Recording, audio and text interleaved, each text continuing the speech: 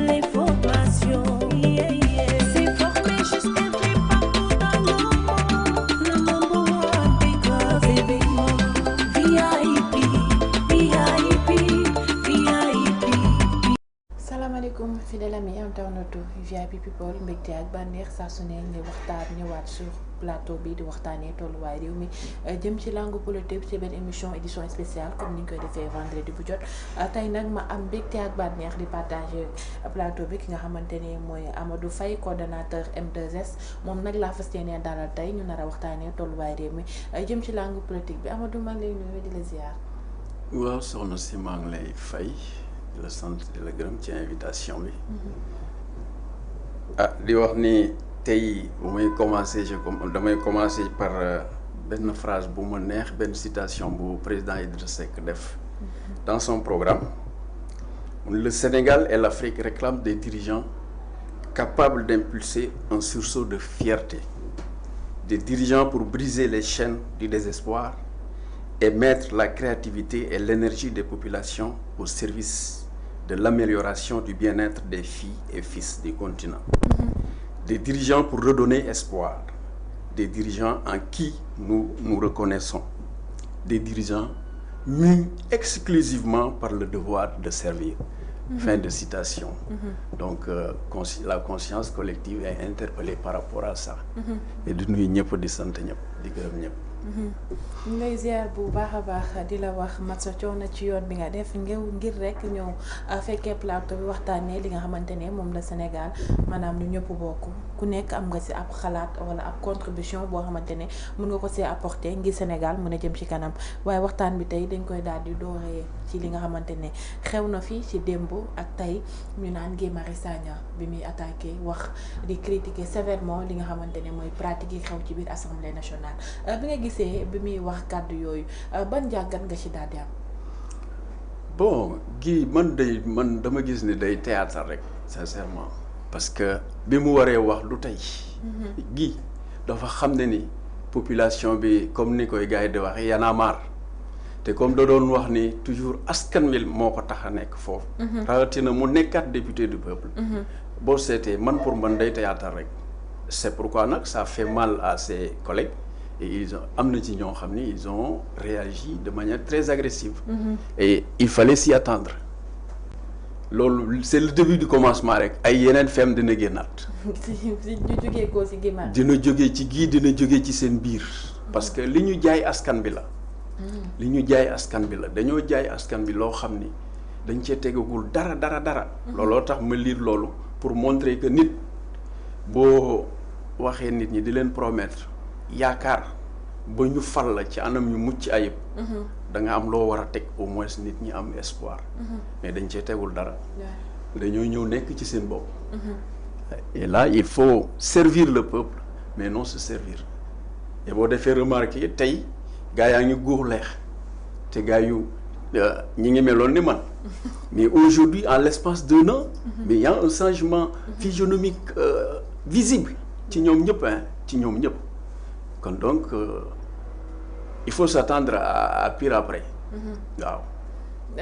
muy dénoncer li nga xamante ne mooy distribution sukkaru koor les billets de marque pour les pèlerins. Il critique l'achat des véhicules bi nga xamante ne le président de l'Assemblée nationale sumb na ko ngir dooleel ñi nga xamante ne ñooy député. waaw mais je dis que c'est une bonne chose quand même. Il commence à prendre ses marques. On a l'impression que ni dafa perdre ses marques. mais comme waaw gii. xëy na nguur yenn saa yi am na foo ci tool daf lay dofloo. mais bi mu demee ba mu xam ne ni askan wi am na doole. te la pression elle est là te defaguñu dara. loolu bu ko gars yi tegee te defaguñu dara askan wi il est mal à l'aise pour noppi ko. man foofu laa ko jëree rek looloo tax je ne pense pas que c'est si sérieux que ça parce que li tax ma wax loolu.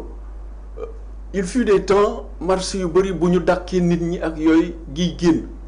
bu nit amee benn problème sax gii génn ñoxor njaay gii génn mais on a licencié combien de personnes de manière injuste des licenciements arbitraires et abusifs.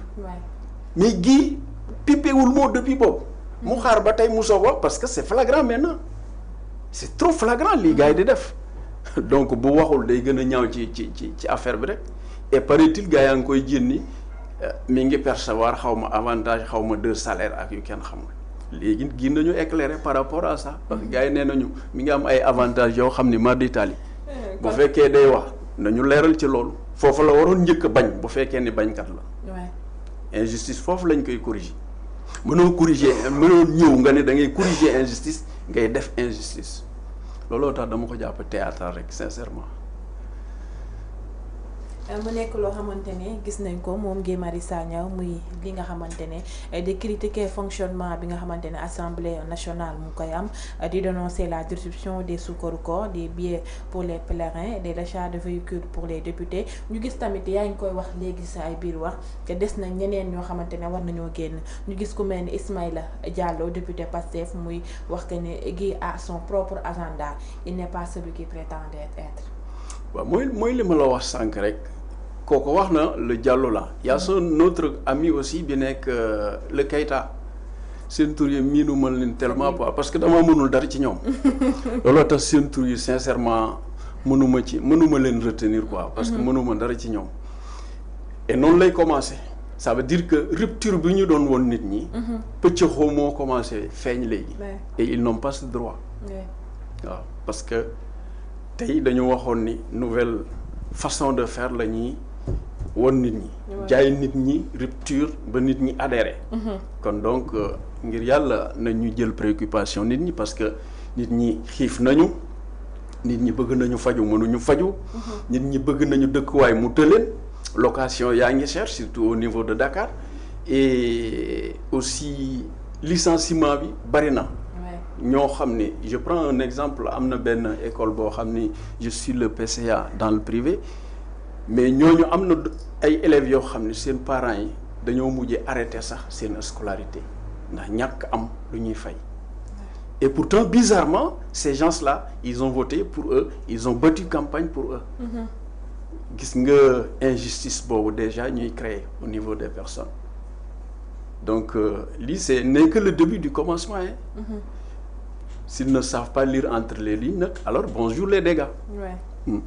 wax nga ko léegi ci ñoo xamante ni dañoo woote woon rupture ñoo xamante ne liñ jaayoon askanu Sénégal ba tax askanu Sénégal am confiance ci ñoom ba jox leen tàbb leen ba ñu jiitee réew mi tey ba nga gisee ku mel ni président assemblée nationale El Malick Ndiaye wax pour jëndal oto député yi nga xamante ne ñu ngi foofu ci dëkk boo xamante ne dañoo waxoon amul marge de manœuvre tey loolu nan nga ko gisee woon ba nga ko yëgee. man sincèrement daf may reetaan loo quoi parce que ñi ma gis fii.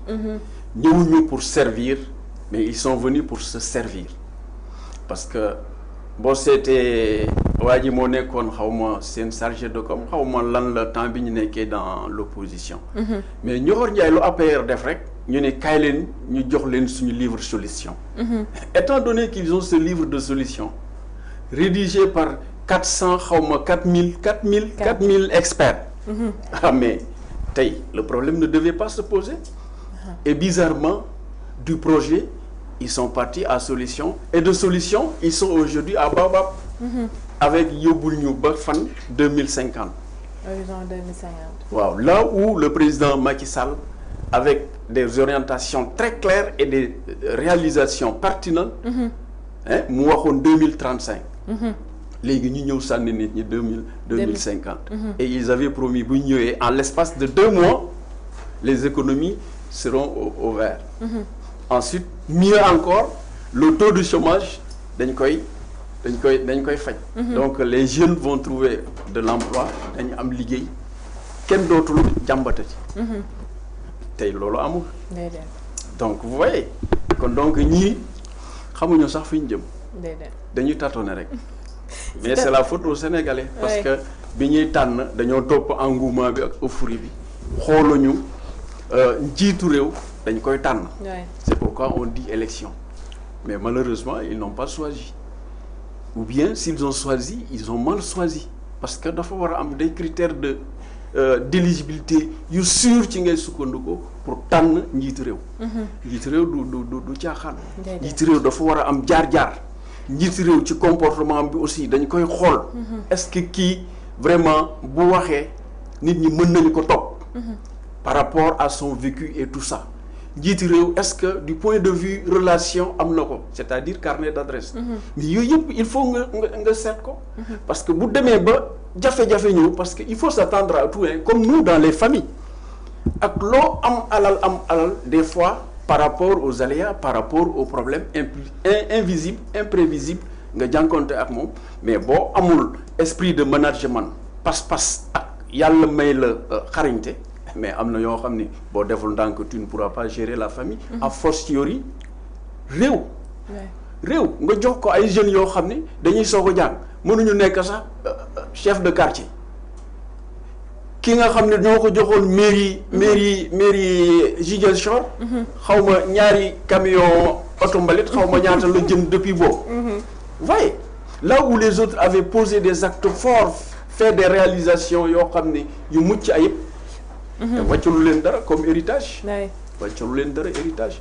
kon donc boo ñëwee jox leen réew mi. luñ ci góobe nañu ko gar rek comme ni ko olof yi di waxee. ñun ñoo tànn. ñun ñoo tànn. mais nag essayons de tout faire pour corriger. essayons de tout faire pour corriger. parce que à ce rythme là ñii boo leen bàyyi woon boo leen mayoon yeneen ñaari mandat sax ni ma leen gisee nii duñu fi def dara. waaw. mu nekk jàngat bu am solo ci li nga xamante ne xew na ci réew mi ñu gis ku mel ni Guy Marius Sagna ci li nga xamante ne comme ni mu ko waxee léegi Sénégal am na ay jafe-jafe yu fi amoon yu bari ñu ngi doon xaar mu daal di ci àddu wu ci ñu doon wax fan la nekkoon comme ni mu ko énuméré léegi si jëm ci li nga xamante ne mooy licenciement yi fi am ak li nga xamante ne moo jëm ci mbirum convocation yi moom mi nga xamante ne à chaque fois rek dañ doon sentir mu nekk auprès de la population gisuñu benn yoon mu daal di ci àddu waaye ñu gis ne bu dafa lancé benn lii bu fort boo xamante ne ñëpp dañ seene waaw kii fan la nekkoon na xanaa da doon nelaw waaye nag dafa am koo xamante ne dab nañu ci plateau bi muy Mamadou Cissé journaliste moom nag retardataire la à chaque fois day tardé Mamadou ma lay jaareel bu baax a baax. sama dara yàqu na ci réew mi. salaamaaleykum Ndeye Fatou maa ngi lay nuyu maa ngi nuyu le doyen Amadou Faye monsieur Faye maa ngi koy nuyu bu baax a baax je pense que suivre naa ko 2 fois analyse yi muy def ce sont des analyses très pertinentes di la nuyu di nuyu borom kër gi ak techniciens yi di jégalu bu baax a baax ci retard bi xam man moom xam naa ne saa bu ñu invité dañ naan kooku tardé rek la mën sama der yàqu na ci réew mi di la wax dalal ak jàmm ci biir émission bi édition spéciale bi comme ni ñu koy defee vendredi bu jot di waxtaanee tolluwaay réew mi waaye dafa fekk nga ñu ci benn ponc bu am solo mooy si li nga xamante ne gis nañ ko mel ni Guy Marius Sagna di dénoncer li nga xamante ne mooy pratique yi xew ci biir assemblée bi. waaw Ndeye Fatou question bu essentielle la. Mais d'abord dama bëgg ñu taxaw sur la personne de Guy Marius Sagna. Comment il s'est forgé de personnalité. Nan la def ba am légitimité bi nga xamante ni moom la am tey. xam nga boo xoolee dans le monde entier. Le système populisme ni muy doxee ci àdduna bi c'est-à-dire ñoom dañoo am seen système bu nga xamante ni noonu la ñuy forger maanaam ñoom seen légitimité. boo xoolee ko ci mel ni Donald Trump avant mu doon ñëw nekk président des États-Unis avant même muy nekk candidat. nit ñi ci télé lañ ko xamee woon mu nekkoon doon def télé-réalité mu nekk koo xamante ni ku ko xam ak ses discours yàgg na mel ni mu mel nii ak tempérament am. mais boobu moom am na benn vision mooy maanaam il faut que mu forger benn légitimité populaire bu nga xamante ni les Américains dinañ ko bàyyi xel dina am dinañ ko bàyyi xel ci taxawaayam ci personnalité am. ci noonu la def di forger sa personnalité de petit à petit ba bi nga xamante ni noonu la ñëwee dugg ci li nga xamante ni moom mooy langum politique bi mu duggee ci langum politique bi aussi pour mu gën a am cette légitimité là dafa xool de boo xoolee système yi gën a dox ci àdduna bi yëpp mooy le système populiste. tu as des discours yu nga xamante ni da ngay jël maanaam les élites dóor leen contre le peuple. yow discours bi nga xamante ni moom la populiste bi di gën a utiliser booy xool souvent. moom mooy maanaam ñi nga xamante ni ñoom ñoo ñàkk ñi am ñoom ñoo tax ñooñu ñàkk. benn ñaareel ba système bi nga xamante ni moom mooy doxal àdduna bi wala moom mooy doxal réew mi système boobu noonu moom moo tax ñi nga xamante ni ñoom ñoo nekk à bas l'échelle du peuple ñu mënuñoo am liggéey mënuñoo am lu ñu lekk mënuñoo am lu ñu dundee. ci discours yooyu noonu la fondé sa personnalité boo xoolee par exemple Guy Marius Sagna mu nekk ku nga xamante ni tey ci ay jamono ñëpp dañ ko doon naw même boo bokkul ak moom esprit wala xalaat sax da nga ko doon naw parce que da ngay gis ne lu am lu ndaw rek benn lu am rek da ngay gis moom moo fay jiitu.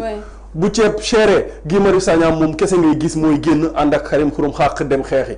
buñ nee góor jigéen Guy Marius Sagna ànd ak Karim Xurum Xaq dem xeexi. buñ nee suuf si am na koñ boo xamante ni ñoo ngi xeex pour suuf Guy Marius Sagna dem foofu noonu. donc noonu la def ba ñi nga xamante ni ñoom ñooy peuple bi gis ne kii kat réew mi lay xeexal ñu ànd ak moom jox ko popularité boobu noonu. mu forgé wu ci benn contexte bu xaw a doy waar muy contexte bi nga xamante ni. am na ñenn ci ñi nga xamante ni ñoom la ñu woowee des activistes ñu am benn esprit bi ñu am mooy France bépp ñaawteef bu nga xamante ni wala lépp lu Afrique di dund. ci lu metti France moo leen ko teg. léegi nag ñoom ñu jël loolu créer benn cadre ñu tuddee ko FRAPP te FRAPP am na lu ko jiitu woon muy urgence panafricaine bi nga xamante ni moom la Kémi Séba créé woon. Kémi Séba ñu gis ne xeex bi nga xamante ni moom lay xeex. Beaucoup de jeunes africains beaucoup de sénégalais dugg nañ ci xeex boobu parce que jàpp nañ ne France moom mooy le malheur du Sénégal. bi nga xamante ne am na tuuti problème ak Kémi Séba ba ñu génnee ko Sénégal nga gis moom ak ay boy yu nga xamante ni bokkoon nañ urgence panafricaine taxawal li nga xamante ni moom mooy FRAPP France dégage. et pourtant moom avant FRAPP France dégage boobu mu ngi doon def politique jaar na ci ay parti politique yu bari mais ràññeewuñu ko woon. il a fallu mu dugg ci xeex boobu noonu fës ci lool nit ñi bàyyi ko xel mu commencé nag jël FRAPP France dégage boobu noonu mu nekk wéeruwaayam di xeex la France. xeex France boobu mu doon xeex France. tourner ñu bëgg a dagg le cordon ombilical entre l'Afrique ou bien le Sénégal et la France bëgg a tourner vers la Russie wala vers la Chine. loolu noonu moo ko may légitimité boobu noonu. nga gis nag mu commencé ñëw phénomène Ousmane Sonko ñëw mu dugg ci bi mu ci duggee nag fës lool ci xeex bi. parce que aussi dañuy wax rek waaye nag même ku ko waxul tamit daanaka da nga koy dund muy net da ko bandum nit ki boo gisee sa ki nga xamante ni yéen bokk dëkk wala yéen bokk askan mu nekk ci yenn jafe-jafe yi wala mu nekk ci yenn ni da ngay dem ànd ak moom ci xeex bi mu ànd ak Ousmane Sonko ci xeex boobu noonu nag waa Pastef gën ko bàyyi xel ak ñeneen ñi nga xamante ni bëggoon nañu ko nga gis ko nag bi mu nekkee li nga xamante ni moom mooy député nga gis Guy Marius Sagna bi nga xamante ne moo daan dem doon xotti yéreem ci mbedd yi wala doon summi kilotam Guy Marius Sagna boobu métamorphosé wu complètement métamorphosé wu changé wu commencé buy wax li muy wax daf koy bind commencé di takk ay lunettes commencé di prononcer ay R parce que jamono jooju élection présidentielle mu ngi waaj a ñëw Pastef xamuñu kan moo war a nekk candidat bi léegi nag ñu bari commencé woon nañ def ay manœuvres ci suuf ne Guy Marius Sagna moom moo war a nekk le candidat de Pastef loolu nag commencé gis nga mu commencé di kii ba Guy Marius Sagna yegg si fii li nga xamante ne moom la bind démb man dama koy jël non c'est vrai que loolu yàgg naa am Ndeye Fatou si tu as la chance d'avoir le numéro de Thierno Bocoum il faut l'inviter ici Thierno a été le seul député bala go bi ma xam et boobu maa ngi ko déggee révélation boobu maa ngi ko déggee ci mon doyen sama papa Doudou Wade mu ni bu nga xamante ne moom moo nekk ci commission boobu noonu commission finance boobu noonu taxaw laaj président assemblée nationale ne il faut ñu am rapport d'exécution budgétaire u assemblée nationale et loolu ça lui a valu que yeggaliwul mandat boobu dañ ko jëlee ci présidence boobu noonu ci présidence commission boobu noonu yóbbu ko feneen mu nekk député simple donc manque de transparence boobu noonu yàgg na am biir assemblée nationale mais li ma jaaxal ci li nga xamante ni moom la wax moom Guy Marius Sagna mooy wax na fi suukaru koor koor gi passé na ba tabaski ba tam xarit di wàllee Guy Marius Sagna suukaru koor gi boobu ba léegi mu ngi koy doog a wax ba mu ko lekkee ba mu rees lay doog a wax pèlerinage yëpp daal nañ billet Makka yeeg billet yi nga xamante ne moom la ñu jox ñi dem fële ci Vatican ñu ci bari boobu ba léegi waxu ci mu ngi ci doog a wax qu'est-ce qui s'est passé ba Guy Marius Sagna génn bind lii nii pour dal ci kaw li nga xamante ne moom mooy assemblée nationale dafa am un projet bu nga xamante ne moom lay doxal comme li Ismaïla Diallo wax wala dafa am problème biir Pastef malaise biir Pastef parce que aussi quoi qu'on puisse dire dafa am benn dafa am ay événements yu successifs mooy maanaam dañoo def conseil des ministres le premier ministre taxaw mu ne moom ay nitam yi nga xamante ne ñoom la jël ñuy liggéey ils sont incompétents xamuñu dara ba pare ils ne sont pas transparents maanaam jubaluñu jubbantewuñu waxuma ko conseil des ministres moo ko wax loo xamante ne mënoon naa sax bañ a figurer ci conseil des ministres ku xam état xam na ne am na lu bari luy am conseil des ministres duñ ko bind voilà duñ ko bind sax ci communiqué officiel bi lu bari li fay xew lépp conseil des ministres du matin au soir li fay xew yëpp duñ ko bind ci communiqué bi léegi loolu noonu ñoom ils ont choisi délibérément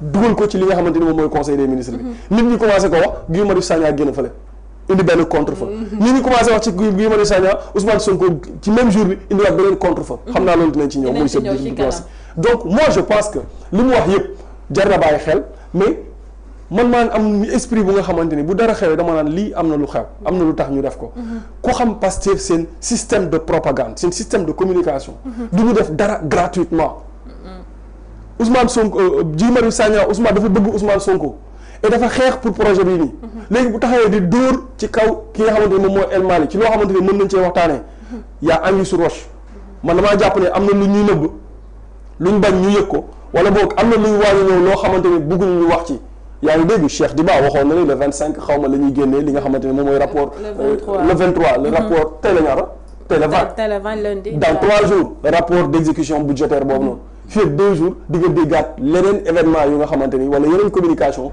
pour orienter le débat sur ça ñu fàtte l'essentiel. kon da nga jàpp ne li ñuy def nii yëpp pour ñu bañ a wax li nga xamante ni moo ëppal solo sénégalais la. mën nañ cee wax c'est vrai que ñoom loolu lañ bëgg mais lii du transparence li mu génnee nii ci assemblée nationale du jub du jubanti moom wax na ko ci li mu bind. mais buñ ci focaliser wu trop ba fàtte li nga xamante ne moom mooy l'essentiel. parce que ñoom dañoo xam système xam nañ ne. jamono ji maanaam opposition bi génnagul. il n'y a pas d'opposition pour le moment opposition bi ñu ci bari ñu ngi nelaw ñi nga xamante ne ñoom ñooy nekk ci plateau yi sonal leen lool mooy ñi nga xamante ne moom mooy Ousmane Sonko ñu bëgg a effacer mooy les chroniqueurs et les journalistes ak lanceurs d'alerte yi mu bëgg a effacer. léegi ñooñu bu ñu jàppee benn dossier day tàng jër ci ñoom léegi nag il faut ñu wut luy amortir loo xamante ni maanaam dossier la ñoom bu ñuy jàpp. boo xoolee rapport Cour des comptes bi mu génnee ñoom ñëpp seen communication moo doon non lii scandale la dañoo falsifier chiffres yi gars yi commencé di wax ci leneen ñoom ñu ne askan wi dañoo war a wàcc pour marche pour rapport Cour des comptes bi parce que dañoo falsifier ay chiffres et ça a échoué. seen système boobu noonu parce que journalistes yi ak communicants yi xam nañ ni système bi nga xamante ne moom lañ tëral. pour dérouter li nga xamante ne moom mooy l'essentiel en tout cas mën nañ cee wax. parce que ça du transparence du jubanti mais aussi bu ñu fàtte ni am na yu gën a essentiel yoo xamante ni tey ci lañu war a dut baaraam jamono ju ñu toll. da nga wax lu am solo ci ku mel ni Guy Marius Sagna wax nga démb bi ñuy xeex borom ñaari tur yi dafa génnoon nekkoon auprès de Abdou Karim dem ko xeexale bii passé nag gisuñu ko mu daal di def présence am ñu laajte fan la gi nekkoon waaye waxaat nga lu am solo lan moo war a génn tey Guy Marius Sagna bi ak li nga xamante ne jot na fee daal di xew lépp mu mel ni anguille roche bi nga wax nii moom la sénégalais yëpp di laaj est-ce que amul loo xamante ne am na ci biir bëgg wala soit am na luy waaj a xew wala am na leneen ak leneen loo xam moo undu génn bi nga xamante ne génn na fi ndaxte am na lu fi bari lu fi joto jaar moom Guy Marius Sagna gis ñu benn yoon mu daal di ci àddu waaye Momo ak Mamadou Faye bu ñu jugee ci li nga xamante ne mooy mbirum Guy Marius Sagna bi wax ji nga xamante ne wax na ko ci pratique yi xew biir assemblée nationale dañoo gis annoncé na ko léegi bien vrai que dañ see waroon a wax développé ci mooy Ousmane Sonko mi nga xamante ne si li nga xamante ne face au défi diplomatique si li nga xamante ne mooy annuler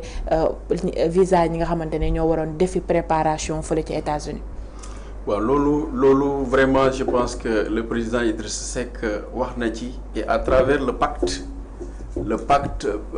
bi nga xam ni defoon na ko ci élection yi passé réservé na ci ay passages yu am solo peut-être après dinaa ci lire tuuti commenter pour woon la l'homme est très en avance par rapport à ces gens-là ba tax na avec le pacte il disait paix mooy la paix jàmm fi ñu toll dañoo war a ut jàmm parce que Sénégal fi mu nekkoon pëccëxoo bi dafa bëri woon xeexoo bi ak tout ça donc képp ku jël réew mi dafa war a d'abord unir les gens autour de l'essentiel mu am une réconciliation nationale c'est pourquoi mu waxoon pacte boobu jiital ci paix mu nekk jàmm teg ci mooy autorité mooy kilifteef parce que dañoo gis ni kilifteef dafa manqué woon quelque part parce que am na kilifteef bu amoon ci moment boobu mooy bi muy wax coppet yóbbu kon donc problème bi du àgg foofu ba muy dégénérer ba muy am des pertes humaines et tout ça mu ñëwaat mu naan c'est muy par exemple compétence ak compassion ça veut dire xarañte ak yërmande donc nit ki bu amee xarañte daf ko war a mettre au service de sa population au service du développement ci lépp lu nit di def aussi mu am ci yërmande rawatina ci kilifteef tey bi mu ne nag liggéey le travail liggéey pour ñàkk jëriñu bi muy espoir ku liggéey ñàkk jëriñu yaakaar day dund alors vous voyez combien c'est significatif et combien c'est symbolique ba tax na au niveau de boo seetee ci niveau de la diplomatie dafa waxoon comme proposition par exemple renforcer l'influence diplomatique de notre pays et boo seetee gars yi bi ñu ñëwee moom loolu moom njëkk nërmelu nga xam ne ak yi nga xam ne amoon nañ ko sur le plan diplomatique mais dafa nax saay et loolu dafa waxoon ni ñu renforcer ko vous voyez kon ça veut dire c'était au beau fixe les relations du Sénégal xëy na am nañu pétrole am nañu gaz mais la force du Sénégal c'était sur le plan diplomatique surtout avec l'intelligence là mais ñii dañoo ñëw màbbal ko mu waxaat encore comme proposition définir une politique donc étrangère adossée à nos intérêts stratégiques et boo seetee tey loolu moo gën a garaaw tey ci Sénégal xoolal avec la France relations yi ñu amoon surtout du côté militaire tey au niveau de la sous-région mën nañu wax ni Sénégal tey moo nekkoon presque lépp jafe-jafe bu nar a am ci côté boobu Sénégal mooy nekk contre-feu bi pour ñàkk ko parce que y avait donc du point de vue stratégique il y avait aussi du point de vue militaire du point de vue xarañte ak tout ça base bi fii la woon mais léegi tubaab bi dañoo mujjee déplacé ko paraît-il je ne sais pas ñi ngi Mauritanie vous voyez combien c'est ridicule par rapport à ça et conséquences yi ñuy am aujourd'hui dans la géopolitique ci maanaam le terrorisme ak yenn jafe-jafe yi am mesuré guñu ko sax et terrain de prédilection la gars yi maîtriser ko woon te boo seetee paraît-il les terroristes bëgg nañu la plupart d'entre eux implanté wu ci zone yi nga xam ni c'est stratégique et le Sénégal est ouvert à la mer c'est une fenêtre ouverte à l'océan Atlantique kon donc tey en termes de jafe-jafe bu ñu woon tey mais c'est stratégique et en termes aussi d'intelligence et peut-être de moyens de communication c'est stratégique kon ba tax na waroon nañu sur le plan diplomatique sóoraale lu bëri tey ci côté boobu mais yu bëri dañu ko màbbal et bi gën a graaw mooy notre fameuse ki ñu teg ci côté boobu Yacine Fall Yacine non yenn saa yi damay rus sérieusement damay rus au nom de Dieu yenn saa yi damay bëgg sax changer nationalité ndax yenn yi parce que Sénégal c'était une vitrine sénégalais bu waxee rek surtout ci kàllaama ñu ni eskay tey gars yi dañuy def ay kii sax dañu mokkewu am na boo xam ne gis naa ko c'est un Burkinabé un jeune saa waay mu ñuy caricaturer ak yu kenn xamul loolu kenn xalaatu ko woon kon donc ba tax na vraiment en tout cas les chantiers sont là et je pense que ñi non sincèrement dañoo màbbal lu bëri et si les gens bu ñu toogee noppi du ñu wax waat naa ko si yàlla fi ñu jëm ndox amu fa et j'interpelle l'intelligentsia surtout les intellectuels ils n'ont pas le droit de se taire ils n'ont pas le droit aussi d'être feutrés dans les salons ñu ne c'est eux c'est pas moi ils doivent passer à la génération et on leur a laissé un legs boobu nag sincèrement dañ ko war a téye ko téyin bu rafet et continuer di ci béy seen waar ba vraiment Sénégal ñëwaat parce qu'il faut redorer le blason honnêtement.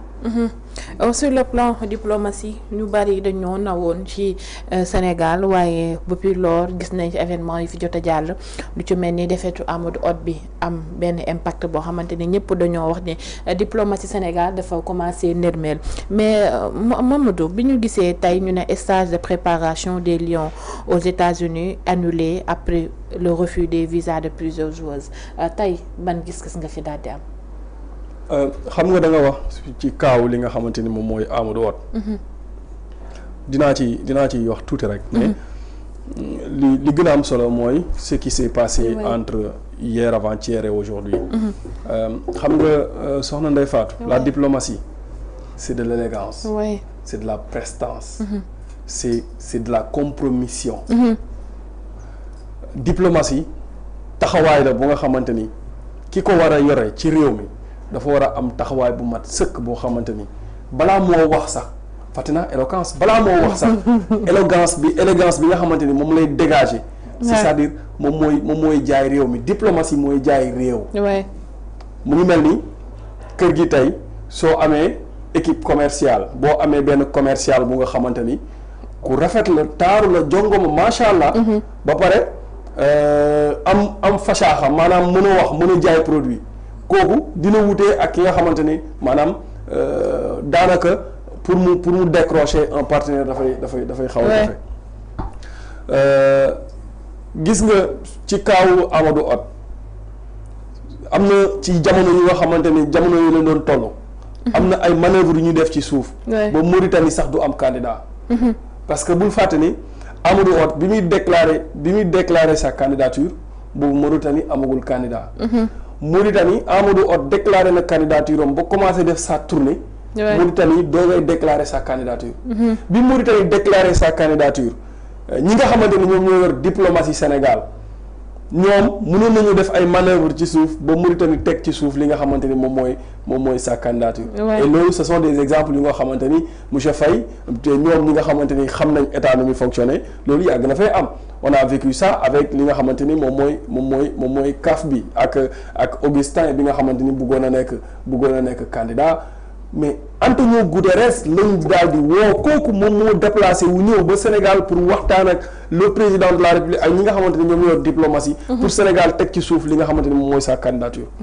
et yooyu am na ci li nga xamante ni moom mooy présidence wu bat bii sax yaakaar naa xaw ma beneen présidence boo xamante ni Djibo Ka aussi moom daan na def yu ni mel ngir ñi nga xamante ni ñoom ñooy dëkk yi ñu wër bañ a am ay candidats.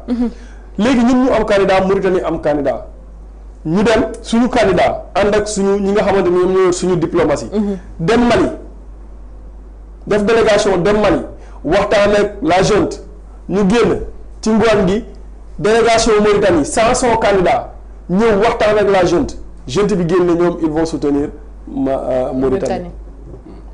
Côte d'Ivoire nga xam ne suñuy relation ñun lu ñu mës a am Côte d'Ivoire daf ñu daan jàppale Côte d'Ivoire ak ce doyen wax léegi Sénégal vitrine la gis nga ce qui s'est passé dans le Sahel ak xeex yi nga am attaque bi mujjee am léegi nii sànq nii rek fële nga xamante ne moom mooy ca Mali c'est-à-dire ça doit nous interpeller ci semaine bii ñaari attaque am na Kidal c'est près du Sénégal Tombouctou Institute dafa def benn étude bu nga xamante ni Jeune Afrique l'avait repris pour wax ne le jeune djihadiste yooyu noonu ñu ngi avancé pour dugg biir Sénégal.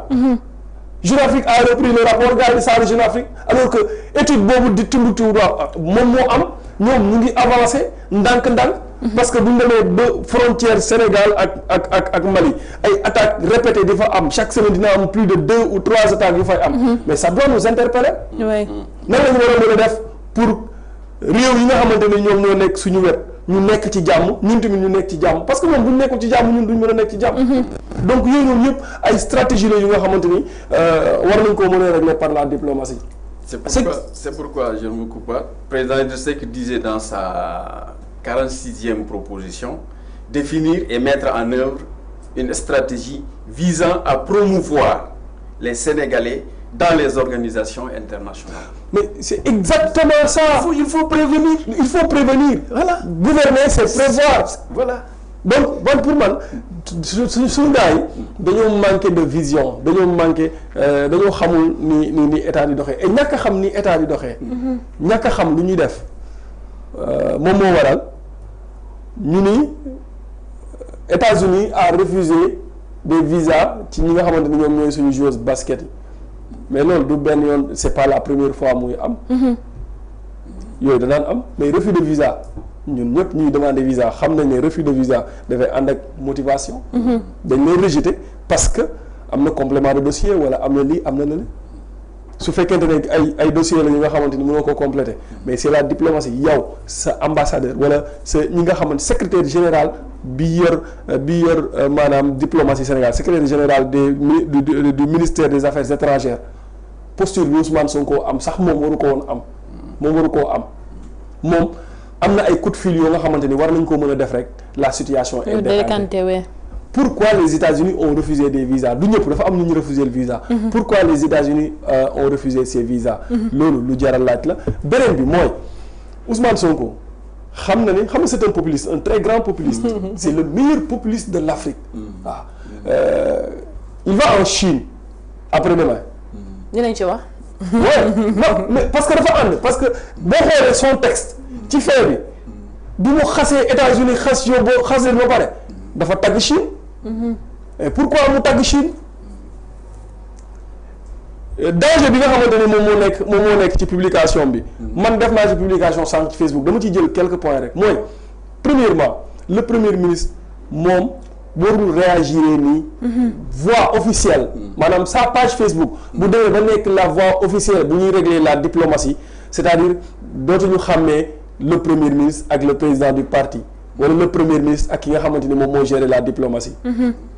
et réaction bi mu def sur sa page Facebook dafay wane ne tout simplement ñi nga xamante ni ñoom ñoo nekk au ministère des affaires étrangères maanaam toute l'équipe secrétariat yeeg ñooñu noonu ñëpp maanaam ñoom ay kii lañ ay pot de fleurs lañ pour décoration dañoo nekk ci seen fauteuil. juste pour décorer ku nekk am na sa rôle boo ci war a jouer léegi ñooñu instant bi maanaam. ñi nga xamante ñoom ñoo war a gérer diplomatie Sénégal Ousmane Sonko war na leen démb ne yéen ay pot de fleurs ngeen da ngeen nekk foofu noonu rek pour meubler li nga xamante ni moom mooy bureau yi maanaam ñoom amuñu benn njëriñ mooy li mu def ministère des finances jël toutes les dépenses centré ko biir ministère biir primature pendant ce temps ministère des finances am na ay services yu nga xamante ni ñoom ñoo war a liggéey boobu. mu jël liggéey boobu moom indi ko ci liggéeyam moom. pour mu liggéey boobu noonu. maanaam diplomatie Sénégal maanaam c'est Ousmane Sonko qui gère la diplomatie. mais bu fekkee ne c'est lui qui gère la diplomatie au détriment du ministère mais c'est pas cette réaction là moom la war a am ci Facebook. Ousmane Sonko est en train de gouverner comme ni waa Pastef bëggee muy gouverner réew mi maanaam moom jàpp na moom yorul réew moom pour moom yorul réew et réew c'est du sérieux. c'est du sérieux il faut du sérieux dans ça léegi moom Pastef maanaam daf ci am groupe bi nga xamante ni ñoo xam nga lan lañ gëm c'est-à-dire mooy li ma leen di woowee daf ci am des groupes de guñaafier yu nga xamante ni ñoom tout ce qu'ils veulent c'est Koromak mi nga xamante ni c'est lui mooy def mooy dindi un Jimbori bu nga xamante ni moom mooy le tête de file des guñaafier donc moom lu mu def baax na lu muy waaj a def baax na ñoom lijjantiwuñu loolu noonu c'est-à-dire loolu bu amee ci parti politique boobu di jiite état c'est-à-dire jiiteetul état bi mais parti politique bi lay gouverner. boo xool Ousmane Sonko saa bu defee publication sur sa page Facebook c'est pour wan militants yi ne leen man nii laa taxawee man lii laa gëm Ousmane président de la République bi mu demee France toog sur une même table avec Macron di waxtaan. ci instant boobu la Ousmane Sonko bind publication Facebook. attaqué Macron.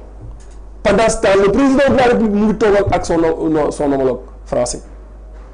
xaarul sax dem ñibbisi mais loolu moo gën a yàq diggante Sénégal ak France lii su amee mais na bàyyi ñi nga xamante ne ñoom ñoo yor diplomatie wala mu wane ne leen gérer ça le plus vite possible. bi nga xamante ne jël nañ sama nijaay fal ko PCA muy Samba Ndiaye. Ousmane Sonko dafa bind ci page Facebook am ne le président de la République va apporter des mesures correctives bi ñu laajee président de la République daf leen laaj leen ko lan mooy mesure corrective moom. et Ousmane Sonko a refusé de contresigner le décret moo tax sama nijaay dafa liggéey dafa jël lépp ko yàlla nee na moom yàlla may na ko yàlla na d'accord waaye nag Ousmane Sonko moo mën nga liggéey parce que il n'a pas contresigné le décret moom ki waroon remplacer ça fait 12 ans mu ngi foofu ba tey. 12 ans il est de la paix kooku moo fa nekk ba tey. mais Mamadou tey bu ñu demee ba lii nar fi indiwaat beneen polémique parce que muy wax j'ai donné l'instruction au ministre des sports d'annuler purement et simplement des stades de préparation de 10 jours initialement prévus aux États-Unis d'Amérique te déjà y avait un polémique boo xamante ne amoon na fi avant bi ci delloo ci waat ñi nga xamante ne ñoo nekk est-ce que problème bi du gën a dolleeku waat ci li nga xamante ne jot na fee am mu suñu diggante ak États-Unis. exactement c'est-à-dire il y a beaucoup de Sénégalais yu nga xamante ni ils sont en situation irrégulière aux États-Unis ñii dañoo jaar Nicaragua ñi yegg nañ États-Unis amuñu ay kayit. quand les États-Unis bu ñu liiree déclaration bi ñu xam ne bi mooy la seule déclaration officielle de l'État du Sénégal ils prennent acte mesures yi nga xamante ni moom lañ doon jël ci yeneen réewu Afrique yëpp mais dañ koy gën non seulement dañuy gën a corser bu Sénégal mais duñu xaarati Sénégalais bu ñu jàpp dañ lay delloosi. dafa war a xalaat sénégalais yi nga xamante ni ñu ngi foofu noonu nekk fa en situation irrégulière di góorgóorlu pour mën a am këyit nekk fa. parce que ñooñu aussi ay sénégalais lañ ñooñu dañoo bokk ci njabootam moom Ousmane Sonko. mais li jëntiwu leen mooy li xaw ma je ne sais pas si Bachir Fofana ou Amidou Anne qui a posé cette question mooy est-ce que réellement ce Ousmane Sonko aime le Sénégal. on se pose cette question-là. parce que décision bu muy jël du ci xalaat sénégalais yi boppam la ciy xalaat son image ak ñi nga xamante ni bëgg nañ ko. te les Sénégalais sont partout dans le monde. sont partout dans le monde mais barki démboo Ndiaye dégg nga fi benn problème benn sénégalais bu am problème ak benn américaine foofu ca États-Unis di taximan. mu nekk ci situation ñu koy wutal avocat li gën a empirer sa situation mooy le gars Nicaragua la jaar. amul papier. loolu gën a empirer sa situation mais kooku suñu loolu fekkonte ne tey ñu ngi doon pour régler sa situation mais instant bi régler bi dootul mënati nekk. il y a combien de Sénégalais qui sont à l'extérieur di fa dund ba pare war fa nekk ci jàmm moom bu xoolee la mu waxoon Guinée mais Guinéen ñi nekk fii dañoo war a nekk ci jàmm Sénégalais ëppalewu leen dara mais dafa waroon a xool ne Sénégalais yi nekk États-Unis wala ñi nekk France dañoo war a nekk ci jàmm français yi nekk foofu ëppalewu leen dara. léegi nag ñooñu pour ñu nekk ci jàmm ça y va moom de sa stratégie de communication de sa stratégie de mettre les choses en avant.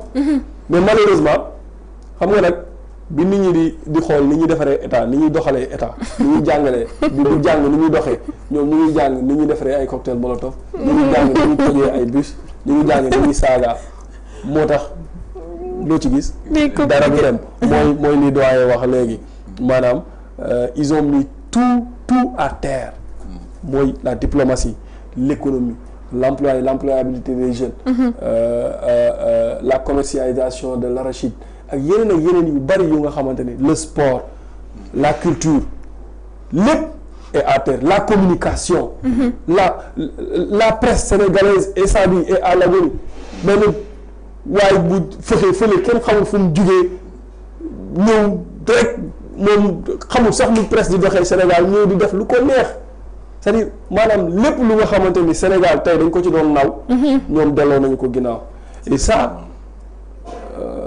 je me dis que xam nga sànq doyen wax nga le Sénégal xaw ma yaa ko xaw ma keneen ku ma doon waxal téléphone moo ko wax le Sénégal ne mérite pas ça les Sénégalais ne méritent pas ça. Sérieusement. Moi je pense que les Sénégalais méritent ça. Donc malheureusement c'est ça qu'ils ont voulu. Nous depuis 2014 man. 2014 ba tey maa ngi naan Ousmane Sonko mënul yore réew mi 2014 ba tey. mais je n'ai jamais été d'accord avec. mais Maodo en fait dañ ñëw li ñu jaay la li ñu wax. mais li ñu jaay yaa gën a leen wax ne li ñu jaay du dëgg amul. mais ils ont parlé de projet 2014 ba tey mais leen projet amul. booy fal sax nit ki danga koy fal ci jaar-jaar. nit ñi danga koy fal ci jikko.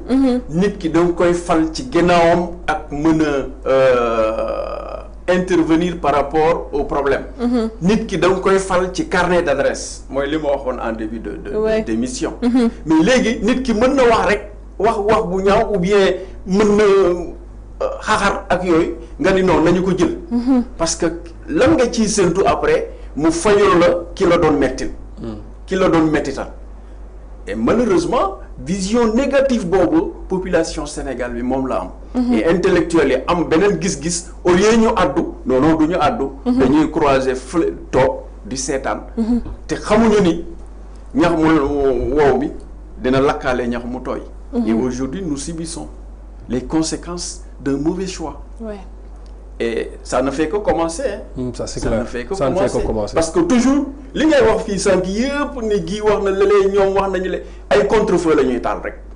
Ils sont toujours dans leur domaine de prédilection, c'est-à-dire la politique politicienne. te tey surtout ñu leen foofu. Ils avaient promis rupture, gouverner autrement. Mais ça waaye li ñu def nii il faut pire que leurs prédécesseurs. Parce que ñee au moins ils étaient un peu civilisés quand même. saaga nañu gars yi traité nañ leen de tous les noms les magistrats et tout ça mais terewul les gens sont restés zen. et ñu bàyyi leen ñu occuper médias yi di wax lu leen neex mais tey ils n'osent même pas sax mais nit ñi di leen wax ne sax seen bët suufa nga ci.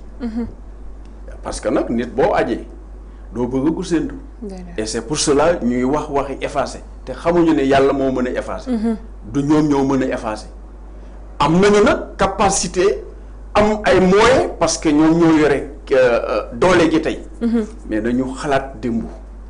position bi ñu nekkoon ak métital yi ñu leen doon teg population bi révolté wu ba jox leen réew bi kon donc dañoo war a am yërmande. doxal aussi compréhension xam na ni dañu leen fal ci anam ñu rafet yoo xam ne faluñu ko kenn. léegi nag ñu commencé jukki problème yu nit ñi. benn par benn mais malheureusement tel n'est pas le cas. li ñu gis tey arrogance totale la ñu gis arrogance totale xaw ma nan lañ koy waxee ci olof pour nit ñi mën a dégg mais arrogance totale la ñuy wax la ñuy def ak jaay doole bu mat sëkk parce que da ngay gis décision de justice am sax gars yi dañu ko appliquer faale wuñu ko. ñu def la lañ di def lu leen neex Mansour Faye par exemple je prends son cas rek bon. joxe na caution mais ñu ne soxlawuñu sa caution da ngay tëddi rek.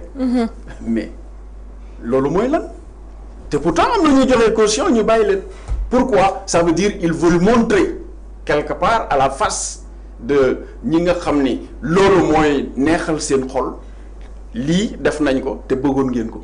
si neexal seen xol boobu laay daal di yëkkati parce que bi ñu gisee ñu daa annulé li nga xamante ne mooy préparation bi ñu bari sax si nga xamante ne ñoo fari si ñoom ñu ngi doon applaudir sans pour autant passer si li nga xamante ne mooy conséquences yi nar a jur après.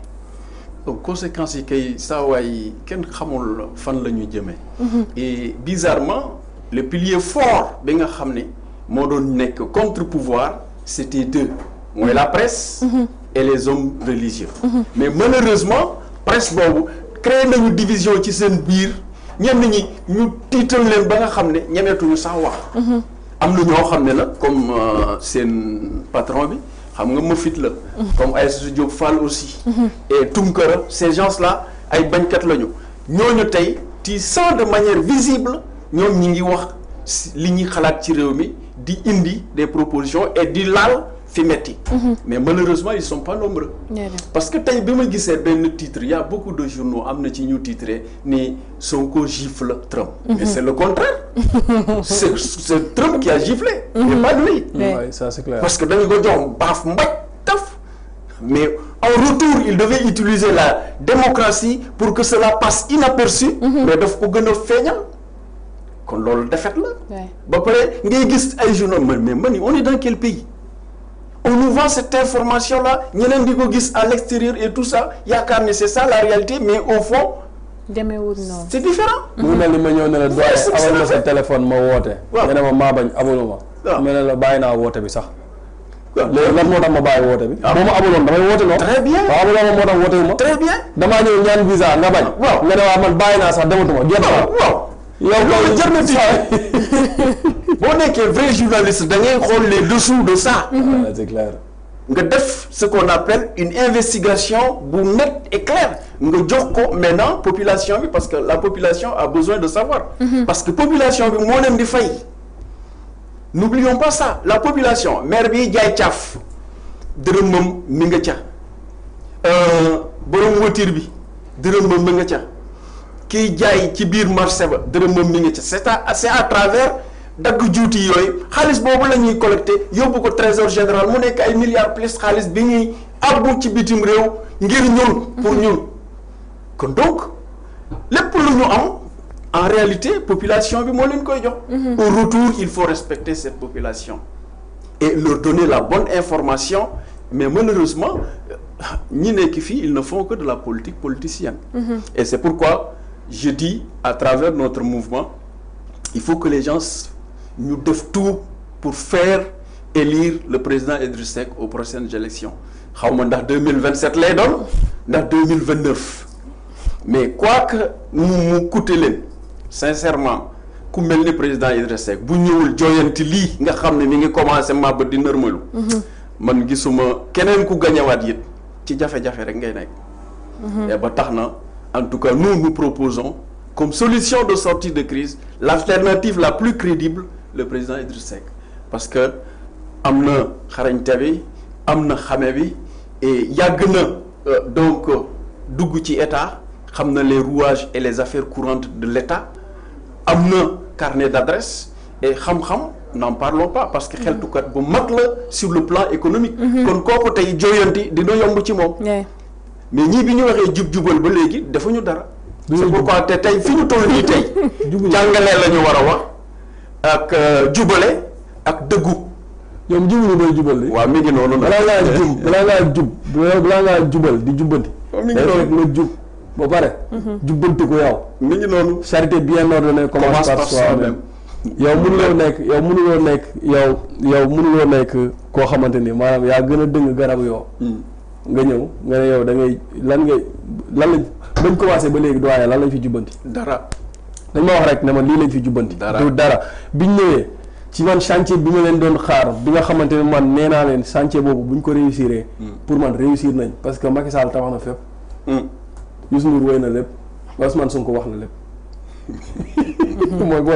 mooy li booy bi doon wax léegi ci chantier bi ma leen doon xaar mooy biñ ñëwee liñ njëkk a def mooy assise de la justice voilà très bien biñ ñëwee assise de la justice ma ne j'ai applaudi ma ne ça c'est une très bonne nouvelle mais attention il fallait pas applaudir on a invité qui non mais même les invités garabu lan lay def. non xam nga on dirait qu'ils se moquent des Sénégalais. Non, sur la forme lan la mën a indi foofu. mais sur la forme j'ai applaudi parce que dama ne il fallait ay assises de la justice. mais il faut mais lan lañ fa jëlee aussi. le contenu. waaw mais daf ci am ay affaires yu nga xamante ni même bu dee garaboo ko sax mais daf ci am yoo xamante ni dañ ko war a joyante suñu justice man dafa am yoo xamante ni daf ma intéressé lool ci suñu arsenal juridique bi moom mooy dooley procureur doole bi mu am loolu dama ko yàgg a wax Sénégal fii il faut ñu am ki nga xamante ni moom mooy juge des libertés et de détention et je pense que bi muy wax juge des libertés et de détention boobu parce que waxaguñ ko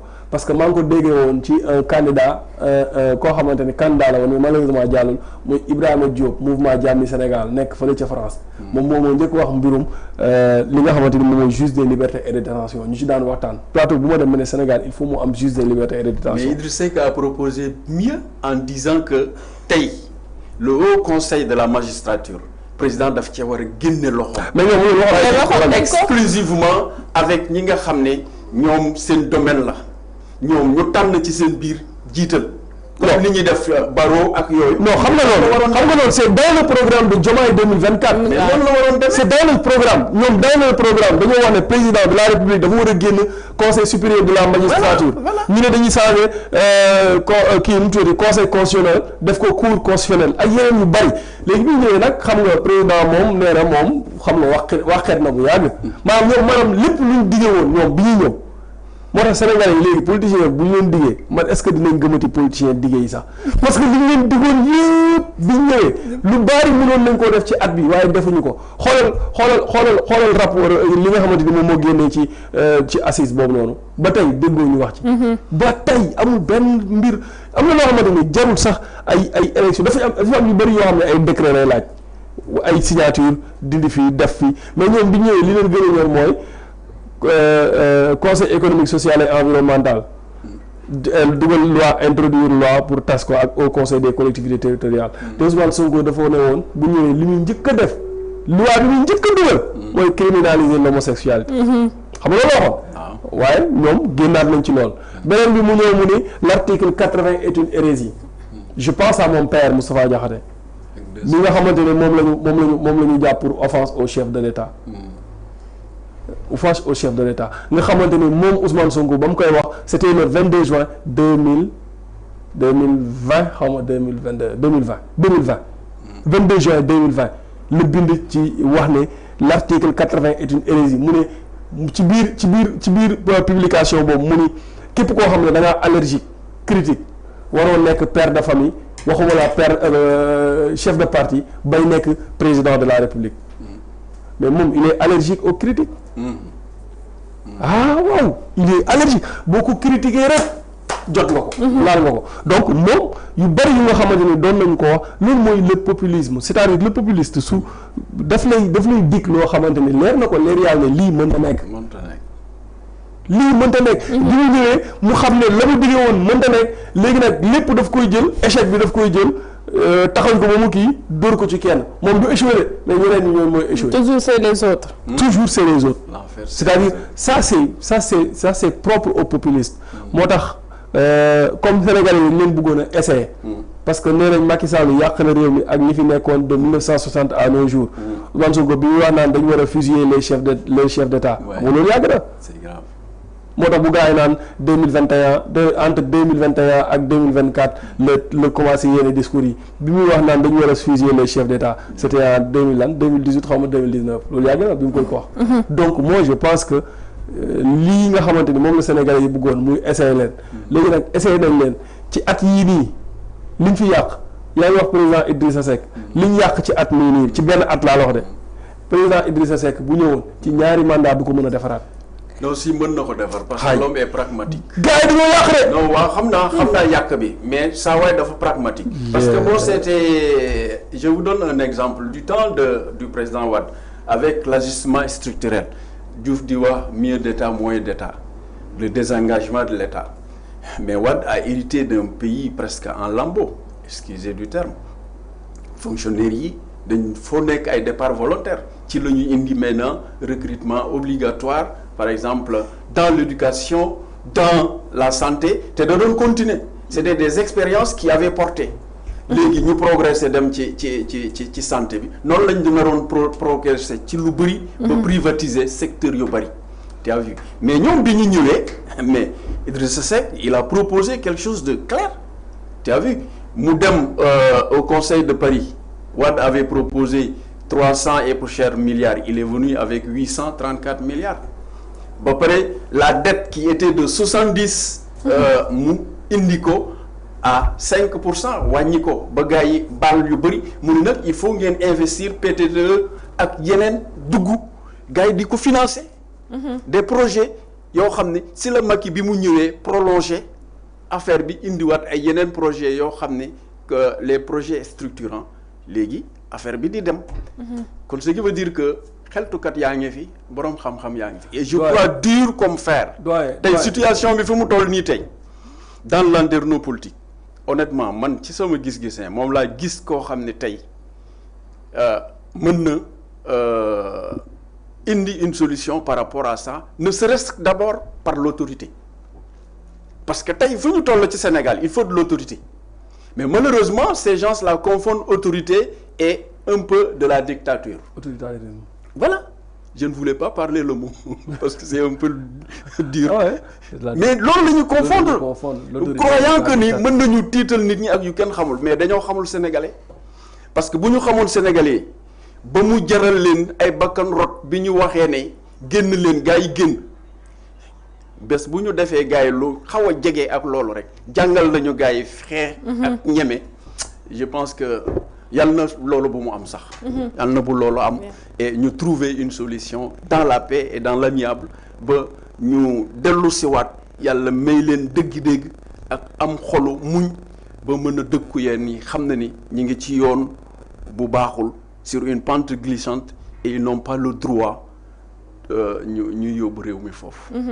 mu nekk lu am solo ndax bu ñu gisee ñu wax que ne mag ki nga xamante ne mooy le président Ousmane Sonko a giflé mag Trump ñëpp di applaudir sans pourtant penser aux conséquences yi nga xamante ne loolu mën na koo jural ndax à chaque fois li ñuy wax rek doomu Sénégal yi ñu ngi fépp li nga xamante ne ak mooy en matière de diplomatie ndaka lañ waroon mën a def ba problème bi du yaa yegg foofu fi nga xamante ne toll na fi tey ba ñëpp daal di koy waxtaanee waaye en même temps ki nga xam Mamadou ñuy wax que problème États-Unis ñu naan le premier ministre Ousmane Sonko a quitté Dakar ce vendredi 20 juin pour une visite officielle en République populaire de Chine loo xamante ne gis nañ ko mel ni Madiambal Diagne daal di si tweeté. waaw xam nga mooy li ma la wax xam nga barki démb dafa wax ne dafa xas Trump pour tagg ki nga xamante ni moom mooy la Chine. Madiambal li mu wax mais c'est vrai il faut mu dànkaafu ko parce que ñun tamit ki ñu yor. xam nga nag guléet biñ kiiwee ba léegi ñuy doog a génn Afrique loolu ça c'est à applaudir mais nag fi ñu jëm xam nga monde bi dafa am jamono ji ñoom seen gars yi moom gaayam yi fi nga xamante ni foofu la ñu nekk mooy ils ont dit que lépp lu nga xamante ni problème la Afrique am ko France moo ko teg ñu ne coup d'état yi am Afrique c'est la France ñu ne attaque jihadiste yi am fii c'est la France ñu ni économie bi nga xamante ni dafa nërmeelu c'est la France l'AES mooy l'alliance des États du Sahel Mali Burkina Niger bi ñëwee ce qu'ils ont fait mooy ils ont rompu avec la France ba pare dàq leen bi ñu leen dàqee ñoom souverainisme la ñuy woote ñu dàq France tourner le dos vers la Russie ñu am coopération militaire ak la Russie Russie yónnee leen ay miliciens privés muy Wagner tey Wagner mooy Africa Corps Wagner boobu noonu bi ñu ñëwee xaalisu réew mi lañ leen di jël di leen fay ces miliciens là dañ leen doon fay ak coup de milliards sécurité bi foofu noonu gën a nërmeelu attaque jihadistes yi di gën a multiplier wu ñu tourné ñu économiquement ñu ne léegi dañuy tàllal loxo la Chine mi nga xamante ni moom lu mu la jox ci loxo ndeyjooram bi maanaam fukkam lay récupérer ci loxo gaucham bi Chine bu amee yow coopération dañuy wax naan Chine dafay maye di tabax ay pont Chine lu mu la may nangu ko ci géej gi wala mu nangu ko ci technologie wala feneen après ñu tourné waat le dos vers la Turquie de Erdogan. Turquie nga xamante ni ñoom système bi nga xamante ni moom la ñuy teg ñoom pour implanter wu en Afrique ñoom ñu ngi koy jaarale ci fibre religieuse donc mu nekk 3 puissances yu nga xamante ni duñ ay exemple par rapport ak la France par exemple 3 puissances yooyu soo xoolee ñoom ni ñu progresser biir Afrique moo gën a dangereux que ni France doon progresser biir Afrique parce que quoi qu'on puisse dire France même bu fekkente ne am na yenn yu nga xamante ni mën nañ ko ko imputer mais quand même moom mooy suñu première moom mooy suñu première nu mu tuddati partenaire mooy suñu premier partenaire bilatéral moom mooy suñu premier partenaire financier premier partenaire économique bépp jafe-jafe bu ñu am ci wàllum économie ak yooyu noonu France dina ci dugal loxoom. bu fekkente ne c'est la Russie ñoom Russie du joxe xaalis du la dimbali ci wàllum économie Russie côté sécurité lay wax jox la ay miliciens yooyu noonu bu ñëwee yàq réew mi. la Chine bi nga xamante ne moom foofu lay dem nii li tax ma jàmbal dànkaafu ko mooy na fexe ba bu taxawee Chine bu mu fa xas benn puissance étrangère. gis nga diplomatie ay la yéwén man damaa jàpp ne ñoom moom ne faites pas comme le Niger en vendant le pétrole et le gaz en avance la Chine paie en dessus au prix moyen et impose une décote de éviter le Pékin d'insulter les autres 3 Chine et France avait aidé le Ghana auprès du FMI. waaw mooy li ma la wax gis nga moo tax Chine gars yi dañoo xamul Chine bu ñu mayee ay milliards. dinañ ko récupérer ci pétrole bi ak ci gaz bi. wala ñu récupérer ko ci or bi. wala ñu récupérer ko ci géej gi. c'est sûr ci géej gi donc il faut surtout ci géej gi. surtout ci géej gi. donc il faut faire très attention ci Chine bi nga xamante ni moom lay dem et man damaa jàpp ne suñu waa ji daal. man li ma doon gënal. mooy ñu jëlee ko ci primature bi. jàngal ko ni ñuy doxee ni état di doxee ba mokkal. ñu delloowaat ko fa. non ñii kay wala ñu woo Idrissa Seck président Idrissa Seck mu jàngal leen ñii kay benn affaire rek benn solution moo am ci ñoom mooy y a un mouvement qui est là en train de naître et qui commence à faire ses effets. mooy mos dem ñooñu nañu continuer seen slogan yi. ak seen stratégie plus une opposition réunie autour de l'essentiel xam naa ni pour réunir leen ce sera très difficile parce que kenn ko ci nekk day bëgg a wax man ak man te bu ñu wéetee ku nekk xam sa morom mais devant par exemple le gâteau comme on le dit chacun day bëgg positionner wu et loolu moo yàq la politique au niveau du Sénégal parce que tey ñii loolu rek moo leen di mën a dindi dañuy am honnêteté am ku ñu jiital ñu xam ne ni kii moo mën a sauver la situation ñeneen ñi teg ci après ñu def maintenant un pacte fort autour de ça et pour dindi ñi lu yomb lay doon. parce que ci côté politique ñoo leen gën a xarañ ci xam-xam ñoo leen gën a xarañ ci wàllu relation ñoo leen ko ëppale. kon donc ñii pousse leen lu yomb la ñoom benn arme rek la ñu am. mais tey mooy singler ak confrontation. et tey malheureusement. seen terrain de prédilection foofu rek lañ ko mëne et loolu dañ ko war a weesu parce que tey ñoo moomee tey ñoo yore nguur bi tey waruñu vraiment imposer nit ñi terrain boobu pour faire croire que les gens ont peur. Il y a pas de peur au Sénégal tey dañu lay jox respect rek mais boo leen poussé ci miir bi ba mu sës foofu ngay xamee sénégalais. waaye tey ci voyage bi ñuy wax dem na ko fële ci Chine tey ban jàngat nga ci daal di am. bon moo ko doon conseiller lan nga koy daal di conseiller. bon xam nga loolu rek la mën a def tey parce que conseil est-ce que dinañ déglu conseil bu ñu doon déglu conseil. erreur yu ñu def sur le plan diplomatique du am parce que ils ont des experts là-bas au niveau du ministère y en a en pagaille. kon donc bu fekkoonte ne sollicité nañu expertise boobu erreur yi ñuy def fii duñu ko def mais ils sont dans la politique politicienne ni ko saawaay waxee sànq le populisme mais populisme c'est bon dans l'opposition mais une fois au pouvoir il faut changer de fusil d'épaule pour que nga matérialiser maintenant loolu nga doon dig nit ñi on ne peut pas tout faire mais nag nga am acte yooyu posé en faisant des orientations claires et nettes nit ñi xam ne kii kat fii la ñu jëmale fekk na fi réew mi fii fee la koy jëmale chaque jour nga am acte yu fort yooyu posé mais nit ñi dinañ xam ne bu yàggee dina nekk. mais teguñu benn acte fort allant dans ce sens sinon la répression. Et si je parle de répression, peut-être c'est un peu trop dur, mais l'emprisonnement plutôt. À la place de reddition de compte, maintenant, c'est règlement de compte. Et loolu nag warul. loolu warul Sénégal mosul doxe noonu. ñi doon wax yépp mënatuñu wax parce que ñoom aussi ay kilifa lañu bëgguñu ku leen di saaga ou bien kuy xawee seen sutur pourtant mën nañu wax. mais kilifa am na foo xam ne boo fa tollee moomatoo sa bopp. te sa njaboot du ñu seetaan aussi ñuy dégg ay wax yu ñaaw jëmale ko ci yow. mais bu dul woon loolu kon am na loo xam ne lu bari mi ngi fii xew kon du fi xew. Et donc les gens doivent savoir raison garder et revenir à de meilleurs sentiments ñu xam ne ni nguuru yàlla rek moo dul jeex. bu doon loolu kon Macky Sall du dem bu doon loolu Ablaye Wade bi doon bëgg forcer 3e mandat du dem kon donc il faut que il y a tellement de choses très récentes dans l'histoire politique du Sénégal war na éveiller les consciences. Et amener les gens à une prise de conscience pour que ñu xam ne ni y a de ces choses yoo xam ne le peuple ne l'admettra plus. mën nañu seetaan na mais bu desee dara lu dul dëgg ñu xam ne ni fi ñu gars yi di jëm du noonu mais ils vont les arrêter. C'est moi qui vous le dis.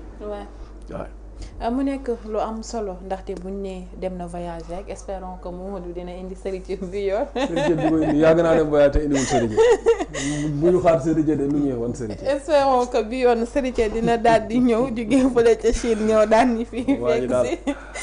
sama waa ji daal mu ngi noonu rek. ca yàlla daal xam naa ne. nañ ko seetaan rek ni ko yàlla def. seetaan ëpp na nañu wax rek. nañu wax rek. bu ñu dégloo. waaye des na tuuti kenn dootul wax parce que. non mais il faut parler xoolal man. la répétition et les pédagogies. je viens du village fa laa jullee.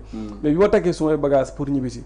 sama yaay dafa ne ma yaa ngi dem de waaye ma ne bu ma soñoon wax ji nga wàññi ko ndax sa waa ji yóbbu nañ ko de Abdou Nguer lay wax. sa waa ji yóbbu nañ ko te xam naa ne ñu ngi ci say tànk. ma ne ko mais yaay su ñëpp noppee kan mooy wax. c'est ça le malheur. léegi ñoom bu fekkonte ne ñoom dañoo noppi woon est-ce que dinañ jël réew mi. maa la ko wax. réew mi dañ koo bëgg.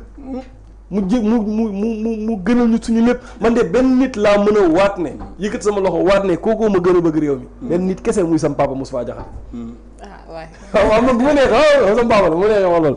non mais parce que ce pays là ñun dañu fii lañu dëkk fii lañu xam amuñu feneen. amuñu beneen këyit bu dul këyitu Sénégal. suñuy doom ak suñuy sët suñuy papa ak suñuy yaay suñuy lépp fii la ne. bu réew mi yàqoo ñun ñoo ciy gën a sonn. ñoom dañoo am dañoo mën nañoo dem fu ne dëkk fa.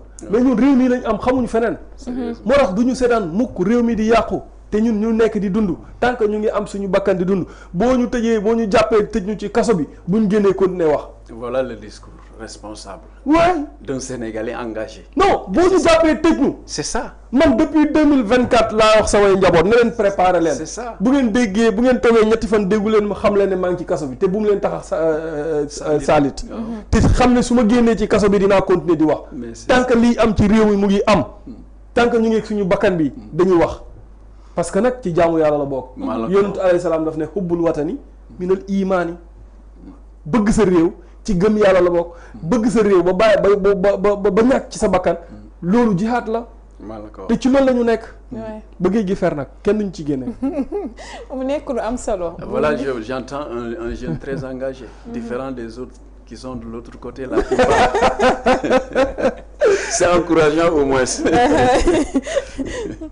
mu nekk loo xamante ne nemmeeku nañ ko ci voyage bi nga xamante ne def na ko fële ca Chine ñuy wax ko rek comme lu ma doon wax léegi rek yàlla na indaale Serigne bien vrai que Momadou nee na à chaque fois bu demee di Serigne espérons que croisons les doigts que bii di ñëw Serigne dina daal di ñëwaat.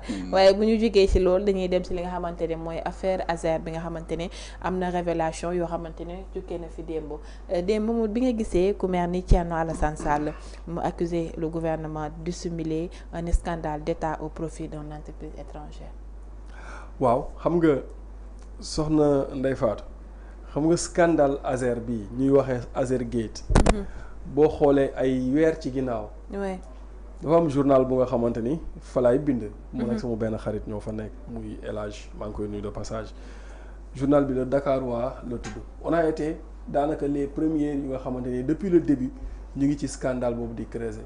di ci wax scandale la bu nga xamante ni tey wax nañ ci ba mu jug le premier ministre dem fële nga xamante ni moom mooy ci Diamniadio te loxo Jean-Michel Sène ne scandale amu ci détournement amu ci. moom mooy juge wala moom mooy procureur booy wax ne scandale amu ci ban enquête lañ def ba wax ne scandale am na ci wala amu ci. scandale bu rëy la et bu ñu gisee quelqu'un comme Thierno Alassane Sall qui ne lâche pas l'affaire. ah oui dañuy applaudir dañuy tàccu parce que fi scandale bi commencé mooy yow mënuloo am une entreprise sénégalaise boo xamante ne ab sénégalais moo ko moom moo fa nekk. muy AEE Power Sénégal. xalaat projet bind ko monter ko dem ñëw déposer ko waxtaan ak état bu Sénégal ñu lëkkaloo ñoom ñaar mu dem di wuti financement. dem ba Espagne mu gis ab banque bu ñu woowee Santander banque bi ne ko balaa ma ciy dugal suma xaalis il faut un espagnol mu dem am na benn entreprise bu ñuy wax EPC bu Espagne. kooku dugg ci juste rek pour nekk garant bi pour banque Santander mën a décaisser xaalis banque bi décaisser xaalis projet bi commencé demal dans les villages les plus reculés du Sénégal. ñu ngi fay samp ay poto lampe ñu ngi koy taal. léegi projet bi commencé ñuy liggéey dem ba changement régime am ñoom ñu ñëw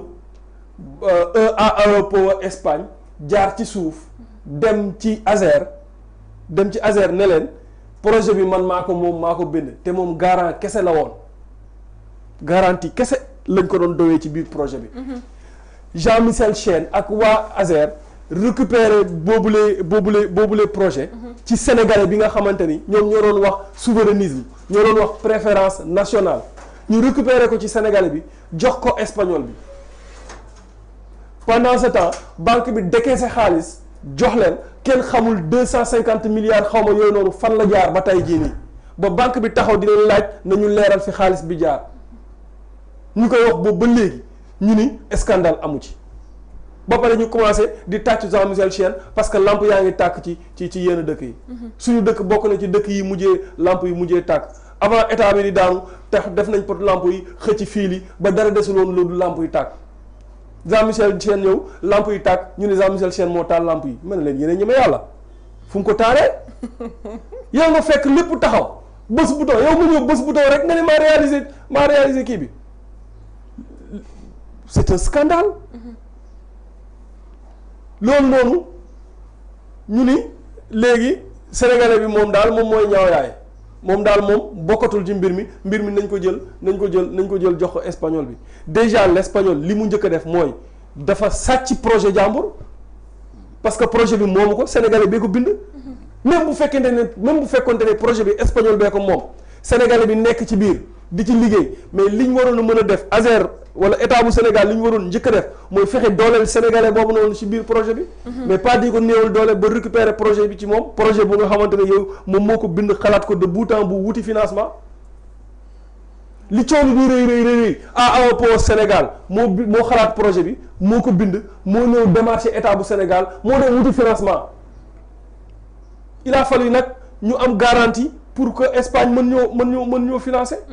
mais ki def loolu yëpp. kooku da nga ko war a gàccee ngaalaama defuñu ko de dañ ko jël bule ko sànni ko fële ba pare dem jëli ji benn espagnol lan moo tax est-ce que amul lu projet c'est à cause de ce projet là ay milliards état bu Sénégal yore leen xaalis war leen koo fay ñoom xaaruñu état bu Sénégal phase projet bi ñu piloté ko de bout en bout jël seen lépp def ci état bu Sénégal yore leen xaalis ñu am problème mu fay salaire nga dégg ñu naan seen télé yeeg seen rajo yi gaa yaa ngi àllu ñu ku ci nekk di génn parce que mënatuñoo fay salaire ñu daanu nërmeelu yow léegi soo ñëwee nga bëgg a relancer waat projet boobu pendant ce temps ñoom ñu ngi am plus de 50 000 stock ay décodeurs yu bees nouvelle génération yow nga bàyyi fa décodeurs yooyu noonu nga dem ba Mali wuti benn société bu nga xamante ni il a été créé cette semaine là nga jël projet bi jox ko mu jox la ay décodeur nga ak ay parabole yoo xam ne bañ ko dépassé kenn xamul kañ la pendant ce temps ñoom sénégalais yi nga xamante ne ñoom ñoo nekkoon ci projet bi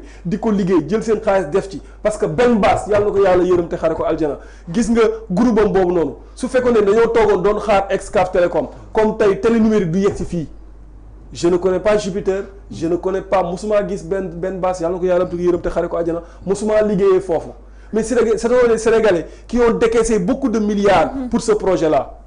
yow fayoo leen non seulement fayoo leen li nga leen yoreel récupérer nga projet bi dem yóbbu ko fële ca Mali.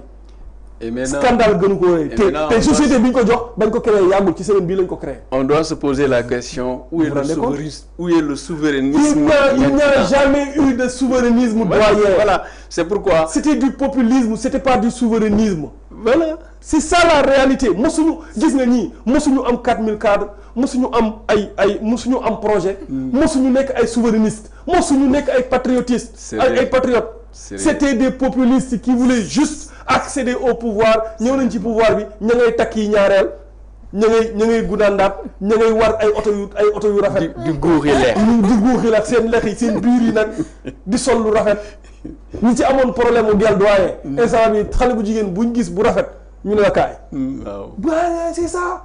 loolu lañ ci nekkee.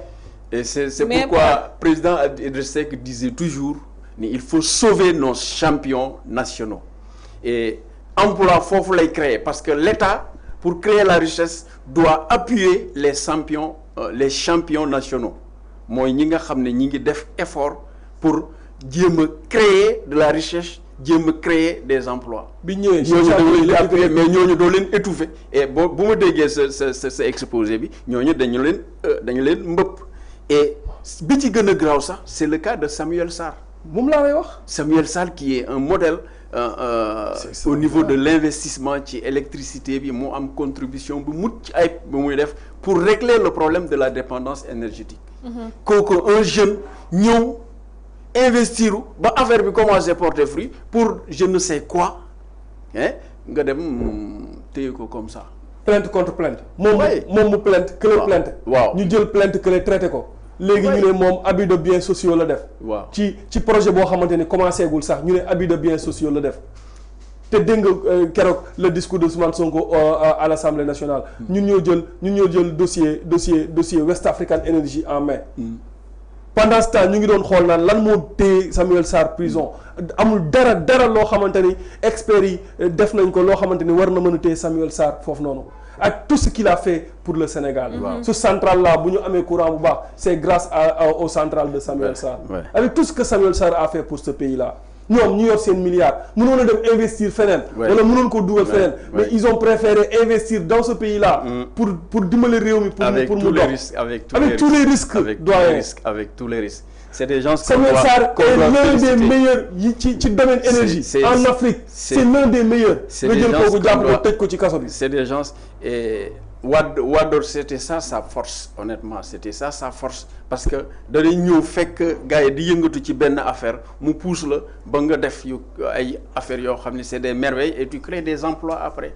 Et c'est une manière de résorber le gap parce que tey le problème de l'emploi se pose donc. Comme il y a ce problème-là les champions de notre économie dañu leen war a protéger. boo leen dimbaliwul sax à travers les taxes à travers la recherche de partenaires saa booy voyager nga ànd ak ñoom ci avion pour gën a jaay seen produit ak tout ça. mais quand même bu leen bund xatal. mais tey doyen tey bu ñu gisee scandale Ager bi position bi nga xamante ne gis nañ ku mel ni Thierno Alassane Sall jël ko ci tey. ban gis-gis nga ci am ci tey position bi nga xamante ne taxaw na temb ngir scandale bi daal di leer aux yeux. Bon, connaissant Thierno parce que je suis de Thiès et je le connais il fait partie de mes admirateurs bien que je ne suis pas un de ses militants. Mais Thierno moom lu mu téye rek c'est du lourd. moom du waxantu honnêtement bi ma ko xamee ba léegi Thierno du waxantu lu mu wax rek c'est du lourd daf ko téye. te menacé ou intimidé. loolu taxul mu ragal. kon ba tax na alors bu nekkee ci position boobu. je sais que ni balaa mu ko bàyyi gars yi dinañ ci wax lu leer. day tant que waxuñu leer du bàyyi. moi je le connais pour avoir je ne l'ai pas pratiqué mais pour avoir été avec lui dans un même lycée au moment où il faisait la terminale moi je faisais la 6e et vraiment moment boobu laa ko apprécié et j'ai vu que aussi c'est quelqu'un boo xam ne il a des principes aussi te loolu xam naa ne du ko bàyyi et ce qui est grave dans tout ça on ne peut pas dire ngay tëj nit ñi ci affaire naan ni dañoo dëngal jubuñu woon yow nga ñëw au lieu nga jubbanti mais non tu crées des scandales. Vous voyez le paradoxe. Et on dirait que les Sénégalais n'observent pas, ou bien les Sénégalais ne vivent pas dans le même pays où nous sommes. ñenn ñi dañuy dem ba di aduler di wax naan ñaw ci nit ñi tëj ak tout ça mais où va le Sénégal finalement.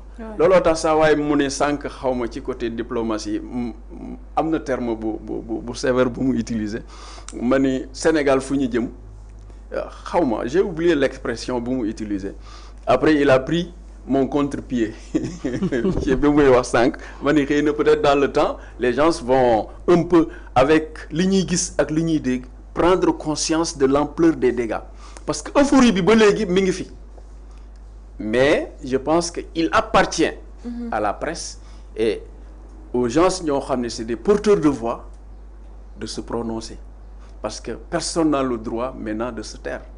Parce que boo noppee rek tu es complice de tout ce qui adviendra. Tu es complice de tout ce qui va se passer après ba tax na li nga xam ne yàlla may na loo ci kémtu lay kàttan utiliser ko au moins subakat nga ne waxoon naa ko. moo gën nag toog fële nga ne du ma wax ndax bu ma waxee duñu ko dégg ak mais bu dee ñaari nit sax dinañ ko dégg. te ñaari nit ñooñu bu ñu déggee message bi ba décortiquer ko dina am njeexital ba mu def ñooñu bu ñu toogaatee ci beneen milieu ils peuvent intervenir aussi et participer à l'éveil des consciences. C'est pourquoi nit warul xeeb.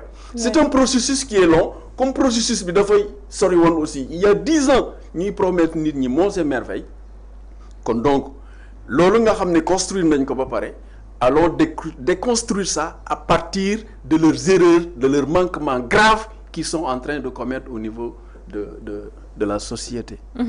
mu nekk loo xamante ne Modou wax na ko léegi ñi nga xamante ne waa espagnol yi nee nañ leeral mbir mi ba pare balaa ñoo mën a continuer. mu mel ni problème mu leeral topp nañu effet bi. non mais dafa ñu topp mais à chaque fois leeral. dañoo leeral mais loolu foofu la ñu defee erreur si vous vous rappelez. sama première invitation fii waxoon naa ne c'était un problème très sensible et avec un précédent dangereux.